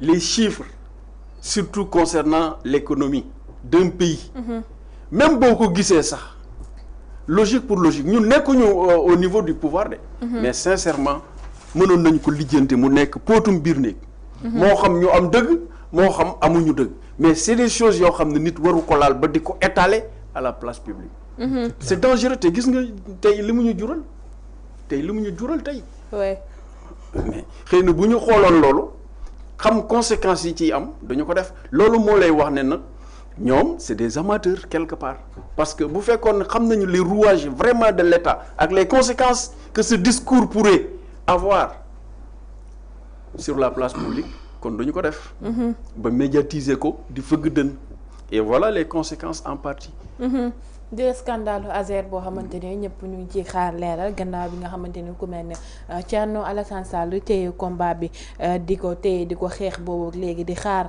mbir mi daal di ubbeeku xool naka la mbir yi fan la wànneetu du mu jëkki ak i gëtam waaye moom am na loo xamante ne jot nañ ko léegi ñu ne Fadilou Keita DG CDC révélé na enfin son salaire mu ne je gagne un peu moins de 7 millions net par mois. C'est différent de ce que Mola a dit. Mola Morgan. Mola Morgan n'a pas dit ça. Mola Morgan, il a dit la somme qu'il gagne. Moi, je ne vais pas me prononcer. Parce que comme déjà dit, c'est officiel. Mën nañ ma woo ñu naan kaay da ngaa diffamé. Comme que diffamé dafa yomb. Mais Mola Morgan li mu wax romb na foofu. Et il les a cités nii. Mola Morgan dans un pays boo nga xamante ni c'est un pays en ruine. Pays boo nga xamante ni dañoo nekk 4e sous-sol. Pays bu nga xamante ni dañoo ne président nee na amatul marge de manœuvre. Pays bu nga xamante ni nee nañ dañu serrer les ceintures. dëkk boobu noonu la un directeur général. di fayeeku 7 millions. 7 millions. léegi ñu ne ñun baadoole yi ñun nañ muñ nañ serrer les ceintures. Pendant ce temps ñoom ñu ngi fayeeku ay 7 millions. Avec des avantages. ñoom ñu ngi am ay caisse noire. caisse noire bi nga xamante ni dafa xaraamoon léegi xalaal na. ñoom ñu ngi gundaandaat léegi ñu ne réew mi 4e sous-sol la. ñoom instant bi 4e sous-sol lañ nekkoon de mais ñu ngi koy gas instant bi ñu ngi ci 12e sous-sol ñoom yóbbu nañu 12e sous-sol instant bi avec ça ñu ne dañu bëgg a rationaliser les dépenses de l'État bi ñëwee lan la ñu wax le train de vie de l'État dafa cher nga gis ñu tas 16 gis ñu tas HCCT nga dégg Ousmane Sonko ne bureau yi c'est pourquoi je vous excusez-moi allez-y léegi loolu ñu wax CES boobu ñu tas ak HCCT wax xaalis ba fu mu dem fu mu dugg les gens devaient nous éclairer la lanterne des Sénégalais par rapport à l'utilisation de ces sommes-là comme da doon yàq ak tout ça xaalis boobu ñu épargner fu mu dugg ak lan lañ ko def l'argent du pétrole yoo xam ne jot nañu ko jaay aussi ba tey ji ñaata la ñu jaayagum s'ils n'ont pas vendu la clé de répartition nan lañ koy def parce que nee nañu aussi il faut les générations futures ñu suuraale leen ci pétrole boobu ñu wax ñu ñaata baril de pétrole la ñu jaay yooyu yëpp on a besoin de savoir xaalis bi ñuy leb aussi ñi dégg naan ni ñi ngi leb fii ñi ngi leb fee ñi ngi leb fii mais qu'il nous éclaire parce que l'argent là du ñoom bu doon seen rafetaay ak seen barke ak leneen du ñu leen ko jox c'est le peuple la ñuy yóbbu kon peuple boobu nag même bu gisul boppam ci loolu mais nañu ko wax ni xaalis bi lépp nañu ko ci lii la ñu koy dugal ci lii la ñu koy dugal njeexital bi lii la mais jusqu'à présent fiasco total vous voyez est-ce que loolu vraiment wekk sa askan la les gens doivent s'interroger il y a beaucoup de questionnements il y a beaucoup de questionnements et malheureusement législature bii ñu waxoon ne mooy tane bii defe naa ni moo dàkk sax tàccu bi moo dàkk tàccu législature marionnette la et ba pare matière grise ba nga xam ne sax doon na am ak néew sax ba nit ñi kii boobu aussi dafa tumuranke ci législature bi boo boolee tàccu am ñoo xam ne aussi matière grise ba bariwu fa Sénégal yërëm naa leen sérieusement waaye ñu ngi lay jaajëfal bu baax waxtu bi ñu jagleeloon daal dina ñu dàpp ci li nga xamante ne bien vrai que waxtaan bi neexoon na waaye idées yi ñu fi développé ku nekk war na cee mën a ab jàngat maa ngi lay jaajëfal bu baax a baax. waaw maa ngi lay sant di la gërëm mais ma kat sama dañoo am ay activités yi ñuy def au niveau de Thiès ça va démarrer dès demain donc dañuy appuyer les élèves de terminale yi def bac session de juillet 2025 ba tax na dinañu organiser cybercampus suba 21 à partir de 15 heures donc méga synthèse en philosophie avec l'éminent professeur Mamadou Sanou Siba qui est de Dakar donc lycée Plan Diakhaye et parrainé par le grand maire Lamine Diallo boo xam ne aussi vraiment def na son comeback au niveau du parti au niveau du mouvement aussi mu nekk fa taxawaay mu am fa taxawaay bu rafet le 25 c'est-à-dire le 25 mercredi la à partir de la même heure aussi 15 heures sera animé par un duo de choc c'est-à-dire en français professeur Mango ak professeur Louis Mango et professeur Guèye en français le 27 mooy le clou de la manifestation des activités en HG là aussi c'est d'éminents professeurs monsieur Niass et monsieur Kane ñoom aussi ñoo koy animé kii nekk parrain bi docteur Dieye mu ngi doon accompagné dans ce mouvement mu am fa taxawaay bu rafet bale j'ai oublié de dire le parrain la marraine c'est une dame on a fait honneur aux dames c'est une dame qui était sénatrice au CES balaa ñu koy tas donc l'honorable Sodo Marème Diop et tëjee ko xanaa di wax leen ni la population de Thiès et la population de manière générale képp koo xam ni bëgg na contribuer pour préparer sérieusement et réviser pour être à l'aise le jour du bac ñu ngi leen di inviter et vraiment di remercier ñëpp di gërëm ñëpp ñi ci jàpp et di remercier le mouvement 2S à commencer par le doyen Mouhamadou Ba qui n'a ménagé aucun effort pour nous appuyer et nous conseiller teg naa loxo bi nuyoo bi ci sa loxo nga joxal ma ko gars yëpp et di leen sant di leen gërëm ci invitation bi mention spéciale à vous macha allah merci beaucoup Et le jeune là, comment il s'appelle encore? Momo Cissé. Bon, boo demee nga nuyul ma lui Ibrahima Mango. Ok. nee ko ton jeune frère Mamadou Cissé. Ok, ravi de faire votre connaissance. Tout le plaisir est pour moi. Aujourd'hui, je suis fier d'être en face de moi un jeune Sénégalais très engagé, acquis à la cause du Sénégal. Et donc, je vous invite à adhérer dans ce mouvement parce que nous voulons sauver le Sénégal. On va sauver le Sénégal inchallah. merci beaucoup doyen ñu ngi lay jaajëfal bu baax a baax Mamadou. waaw maa ngi lay jaajëfal yaa ngi may réeré xam naa da nga bëgg a wax moom le retardataire. waaw xam naa bi nga ne man ngay invité Tange waroon na la wax ko mu dàq taara ji Sénégal fii suma kër la. Tange sama grand frère. saa bu ñu woowee. lépp lu ma jàppoon dama koy bàyyi ñëw wuyu si tey nag maa ngi jégalu bu baax ci ay nelaw yu métti laa nekkoon maa ngi ciy tuub bu baax a baax ci yéex a ñëw yi. di nuyu sa technicien yi aussi di ko nuyu moom Tange Tandian bu baax di ko ñaanal yàlla taxawu ko sàmm ko aar ko. barkeel liggéeyam yéen ñi fi nekk ñëpp yàlla barkeel leen aar leen sàmm leen ak képp ku nga xamante ni mu ngi ci réew mi di nuyu doyen bu baax a baax vraiment ça a été un réel plaisir ma toog ak moom déglu ko mu wax ak xam-xam bu sell bi macha allah li ñuy wax naan mag jar naa bàyyi cim réew mais mag ñu mel nii. ñoom ñoo nekk ay mag ba pare. am jaar-jaar ba pare bëgg réew mi ba pare nag yore ay loxo yu set xam fi ñu war a jëmee réew mi ñii la ñu war a bàyyi ñoom ñu doxal réew mi. donc maa ngi koy nuyu bu baax a baax naa ne il faut ñu amaat ak ay yeneen jotaay.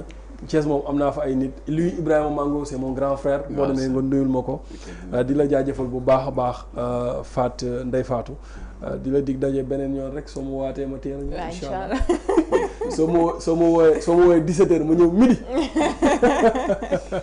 ma lay jaajëfal bu baax a baax Momo Cissé di la jox sa wàccuwaay di la wax kontaan naa noonu di partager yow plateau bi ak suñu doyen bi nga xamante ne mooy Amadou Faye à chaque fois rek mbégte lay am di baat partager moom plateau bi ndaxte mag boo xamante ne jar naa bàyyi sur yëpp comme ni ma koy waxee à chaque fois rek ku mag ñu mel ni moom ak ku mel ni Moustapha Diakhaté askanu Sénégal da leen daal di soxla ndax dañuy recadrer waat di ñu tegaat ci raay bu baax bi am internetu VI People édition spéciale bi fii lay daal di jeexee waaye ñu ngi leen dig daje ci kanam ak su yeneen jotaay ñu leen di jaajëfal bu baax a baax.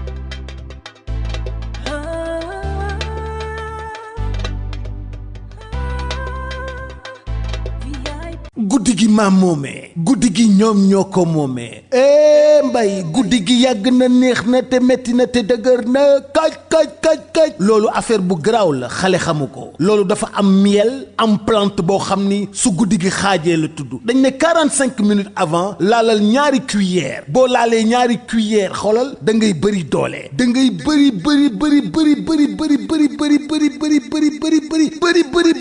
doole guddi gi neex lool yàgg lool livraison à domicile c'est possible kon li may wax xam ngeen lan la miel la ak ay plante loolu nag mi ngi jugee Paris mi ngi tudd la nuit nous appartient wooteel 77 751 59 59. ñi ngi bàyyeekoo Sacré-Cœur 3 ñu livré la ko yée guddi gi day neex lool